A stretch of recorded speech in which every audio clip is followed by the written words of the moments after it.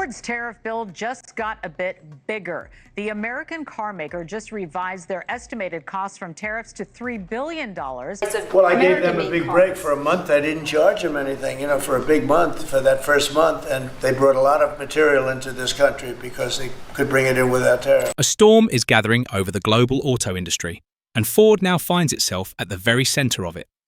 Once celebrated as a symbol of American industry and craftsmanship, Ford's identity has long been tied to the image of trucks rolling off US assembly lines, embodying rugged durability and hometown pride. Yet in recent years, strategic manufacturing shifts beyond US borders have sparked a backlash that reaches far beyond the automotive world. At the heart of this controversy lies a bold move from the Trump administration, a 25% tariff on imported light-duty vehicles. The intention was clear: protect American jobs, discourage outsourcing, and bring production back to US soil. In theory, it sounded simple enough. In practice, the ripple effects have been far more complex, spilling over into global trade relationships, corporate strategies, and even climate goals. Ford's overseas expansion, combined with a rapidly changing trade environment, has set off a chain reaction of retaliatory tariffs, disrupted supply chains, and mounting financial strain. Beneath the headlines, the numbers are staggering and the consequences potentially long-lasting. What began as a political push to revive domestic manufacturing has evolved into a high-stakes conflict that is redrawing the map of global commerce.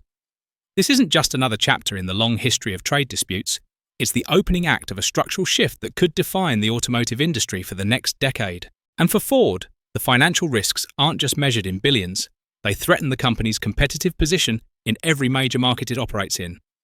Before we dive in, if you're into clear, no-fluff breakdowns, hit like and subscribe.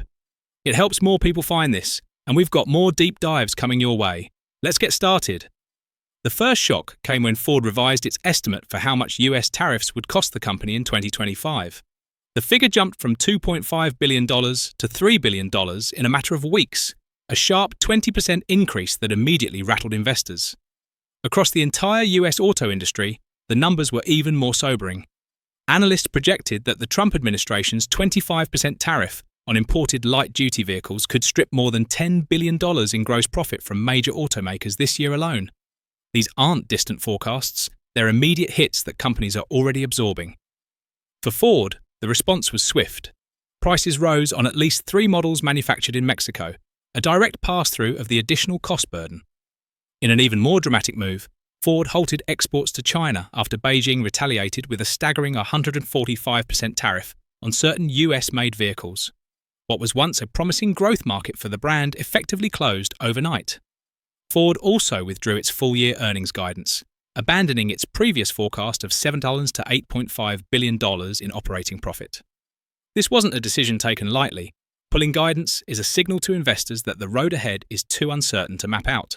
The financial strain was evident in the company's first quarter results.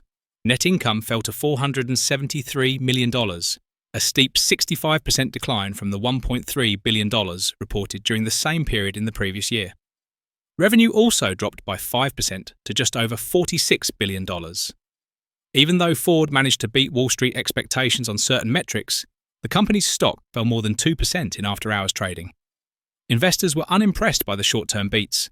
Their focus was on the long-term risks of operating in an unpredictable trade environment. Ford's challenges are not unique. General Motors, its closest domestic rival, withdrew its own annual earnings guidance, paused a $4 billion stock buyback program, and postponed investor briefings. In a sector that once prized long-term stability and predictable growth, automakers are now forced into defensive maneuvers. The future is no longer a matter of careful, gradual planning. It's about surviving week-to-week policy shifts. The impact of tariffs extends far beyond the corporate boardroom.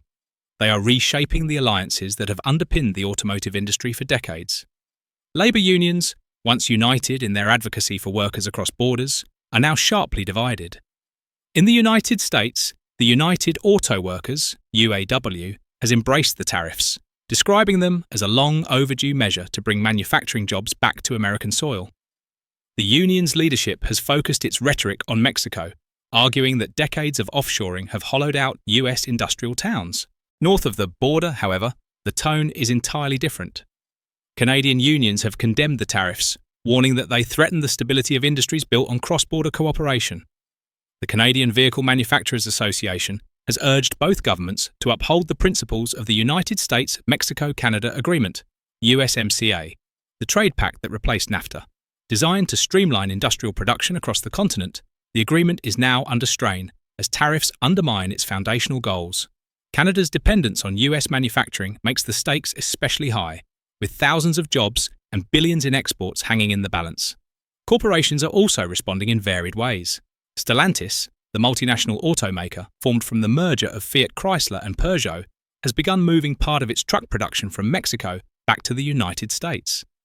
On paper, this appears to be a win for the tariff strategy, delivering domestic jobs and boosting local production. But behind the scenes, the transition is costly and complex. Moving production requires retooling facilities, renegotiating supplier contracts, and rebuilding logistics networks. These are not overnight changes. They demand significant investment and carry the risk of operational disruption. The global reaction has been equally forceful. China's aggressive retaliatory tariffs have shut American automakers out of a market they once saw as central to their international growth. The European Union has issued warnings of its own, signaling that further US trade restrictions will trigger a response. In an industry that depends on long-term planning and stable rules, this escalating tit-for-tat creates an environment where uncertainty is the only constant. Beyond trucks and traditional vehicles, the current trade conflict casts a long shadow over one of the most critical growth areas in the industry: electric vehicles. Automakers across North America, including Ford, General Motors, and Tesla, have invested heavily in EV technology, viewing it as both a business opportunity and a strategic response to shifting consumer demands and environmental regulations. But these investments rely on supply chains that are among the most globalized in the industry. Lithium-ion batteries, semiconductors, and electric drivetrains, the core components of modern EVs, are often sourced from Asia, where manufacturing capacity and expertise are concentrated. If tariffs extend to these parts, the impact could be severe. Production costs would rise, retail prices would follow, and the affordability of EVs for consumers could be seriously undermined. More worrying still, critical model launches could be delayed, slowing the momentum of the industry's shift toward electrification. The stakes extend beyond corporate profitability. Federal and state governments have tied their climate strategies, infrastructure plans, and regulatory frameworks to the assumption of accelerated EV adoption. Slowing that adoption doesn't just push back corporate goals, it undercuts national commitments to reducing emissions and meeting environmental targets. This is where politics and technology collide. While policymakers on both sides of the border have championed EVs as the future of transportation, their trade policies risk undermining the very progress they aim to accelerate. For Ford, the danger is clear. Delays and cost increases in the EV sector could weaken its position in a market that is expected to drive the industry's growth for decades to come. For consumers, the effects of the trade war are becoming increasingly visible. Car prices are rising, model options are shrinking, and wait times for deliveries are stretching longer than ever. Dealerships across North America are reporting delays on high-demand vehicles, particularly those assembled in cross-border facilities. To keep production lines moving, some manufacturers have opted to simplify their offerings, cutting trim levels or deferring planned upgrades. These changes aren't just inconveniences, they represent a fundamental shift in the car buying experience. In the past, purchasing a vehicle was primarily a decision based on brand preference, features, and price. Now, buyers are forced to consider where their cars are built, how trade disputes might affect availability, and whether future policy changes could impact their resale value. The auto market is becoming politicized in ways most consumers have never experienced before. Innovation is feeling the strain as well. Technologies that depend on international collaboration, such as autonomous driving systems, advanced battery research, and vehicle-to-grid integration, are being slowed by regulatory complications and geopolitical tension. Joint ventures with foreign partners are under review, and in some cases, projects have been paused altogether. The risk is that innovation becomes fragmented. Instead of pooling resources and expertise to tackle shared challenges, countries may end up duplicating efforts in isolation, leading to slower progress. For companies like Ford, the challenge is to protect their intellectual property while still accessing the global talent and supply networks that drive cutting-edge research. It's a delicate balancing act in an environment where the rules of engagement are shifting constantly.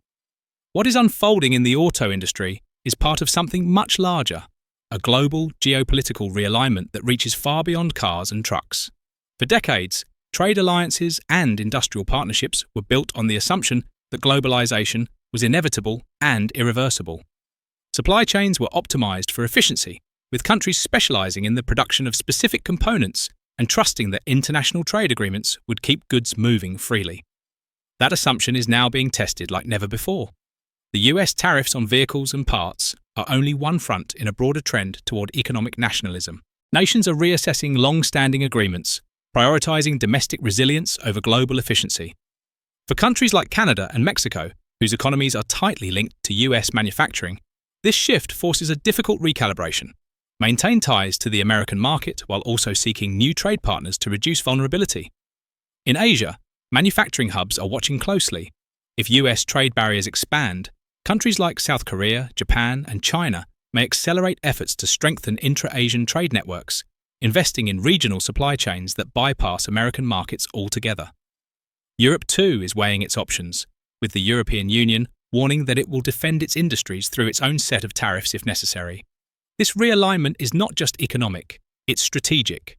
Control over critical technologies, such as EV batteries and semiconductor chips, is becoming a matter of national security. Governments are directing subsidies, tax incentives, and infrastructure investments toward industries they deem essential for long-term independence. In this environment, the auto industry becomes both a beneficiary and a casualty, caught between competing visions of the future. For Ford, the challenge is to navigate this shifting terrain without losing its footing in key markets. Success will depend on its ability to adapt to multiple trade regimes at once, building flexibility into its supply chains and maintaining enough geopolitical agility to respond to sudden changes in policy. This is no longer just about winning market share. It's about survival in a world where economic alliances can shift overnight. While factories, governments, and unions wrestle with the tangible impacts of tariffs, Wall Street is fighting a different battle, a collapse in predictability. For decades, the auto industry was viewed as a relatively stable, long-term investment. Demand was consistent, margins were predictable, and even in downturns, established brands like Ford and GM carried the weight of legacy loyalty. Now, those assumptions have been shattered. Investors are recalibrating their strategies in real time. The most telling sign is the wave of guidance withdrawals. Ford, GM, and other automakers are choosing not to provide detailed forecasts because they can no longer model the future with confidence. Shareholders see this not as a sign of caution, but as evidence of deep uncertainty. And uncertainty, in financial markets, breeds volatility. Capital allocation strategies are shifting. Expansion plans that looked promising just months ago are now on hold, replaced by defensive measures like cost-cutting, supply chain reshuffling, and liquidity preservation. Even companies meeting or exceeding quarterly targets are seeing their stock prices dip, not because of underperformance, but because of fears that the next tariff announcement could erase any gains overnight. Private equity and institutional investors are also rethinking their exposure to the auto sector. Some are diverting funds toward industries perceived as less vulnerable to geopolitical shocks, such as domestic infrastructure, defense manufacturing, and renewable energy projects. Others are betting selectively on niche automotive segments, like luxury EV startups, that may be insulated from the broadest tariff impacts. For Ford, restoring investor confidence will be as critical as managing its operational challenges. Without the support of capital markets, funding future innovation, electrification goals, and strategic pivots becomes exponentially harder. In today's environment, stability is worth more than growth, and for Ford, projecting stability in an unstable world may be its most difficult task yet. Ford's situation today is about far more than a $3 billion tariff bill. It is a case study in the vulnerability of global supply chains, the volatility of trade-dependent industries, and the speed at which political decisions can upend decades of strategic planning. The company's choices in the months ahead will not only determine its own trajectory, but could influence the broader direction of the automotive sector. The tariffs have exposed just how fragile the interconnected web of modern manufacturing really is. They have forced automakers to re-evaluate business models built on efficiency and global reach, replacing them with strategies focused on resilience and adaptability. But the question remains, will these adaptations be proactive and visionary, or reactive and short-sighted? The automotive industry now faces a critical choice. Those who anticipate change, invest strategically, and adapt ahead of the curve will emerge stronger from this period of upheaval.